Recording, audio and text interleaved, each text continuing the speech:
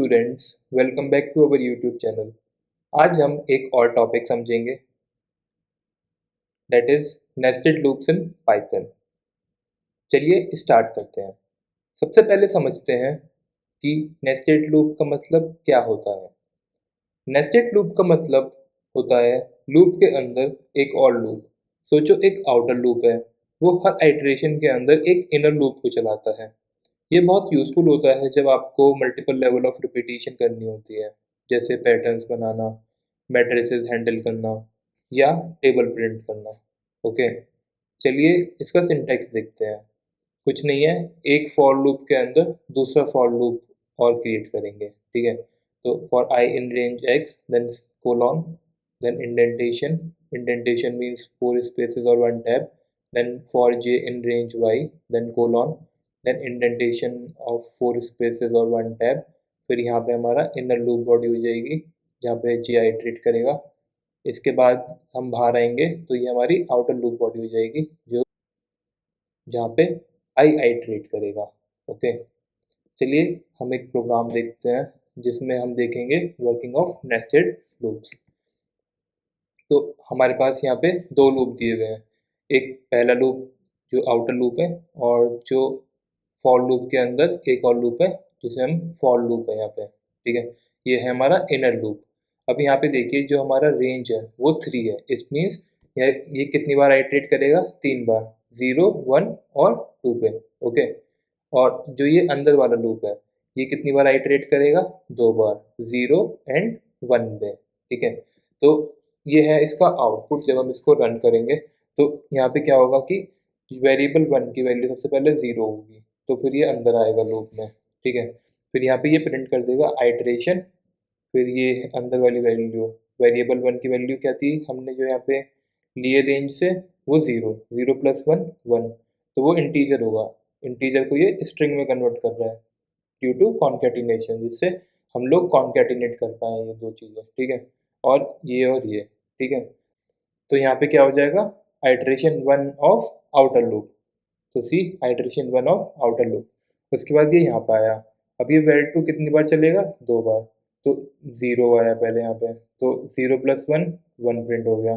Then ऊपर आएगा, where 2 की वैल्यू क्या हो जाएगी? 1, 1 प्लस 1 यहाँ पे 2 प्रिंट हो गया।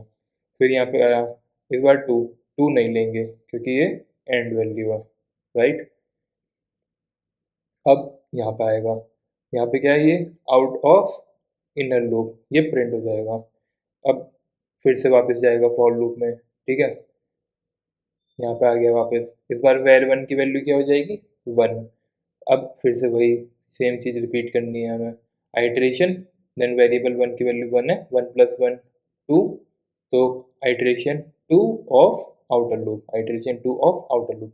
ये वाला लूप फिर से 2 बार चलेगा। क्या प्रिंट किया था इसने पहले? 1 और 2, तो सेम यहाँ पे 1 और 2 फिर प्रिंट होगा। देन यहाँ पे ये आउट ऑफ इनर लूप। ठीक है, देन फिर से ऊपर जाएगा। इस बार वेरिएबल 1 की वैल्यू क्या हो जाएगी? 2। देन फिर वही सेम रिपीटिशन, आइट्रेशन, यहाँ पे वेर 1 की वैल्यू 2, 2 प्लस 1 3, फिर स्ट्रिंग में कन्वर्ट कर दिया इसको, तो आइट्रेशन 3 ऑफ आउटर लूप। फिर ये 2 बार लूप चलेगा अंदर वाला, तो उसमें क्या वैल्यू प्रिंट हुई थी पहले भी? 1 एंड 2, तो सेम यहाँ पे 1 एंड 2। अब ये आउट ऑफ इनर लूप, ये फिर से ऊपर गया। इस बार वेर 1 की वैल्यू हो जाएगी 3, बट 3 पे हमें स्टॉप होना है, वो आगे नहीं चलेगा लूप, तो ये एग्जिट कर जाएगा। उसके बाद कौन सी लाइन चलेगी?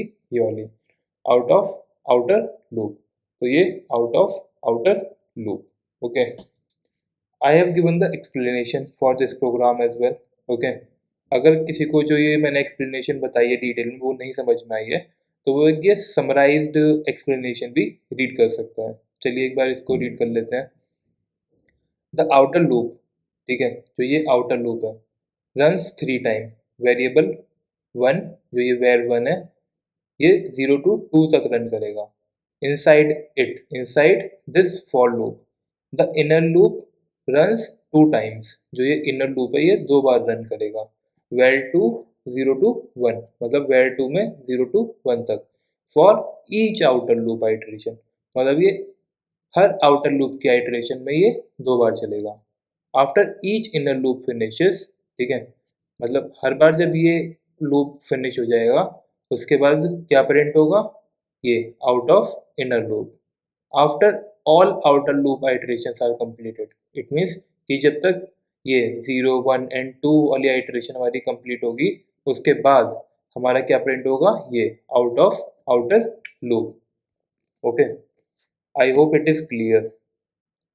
चलिए हम आगे बढ़ते हैं। Use cases of nested loop.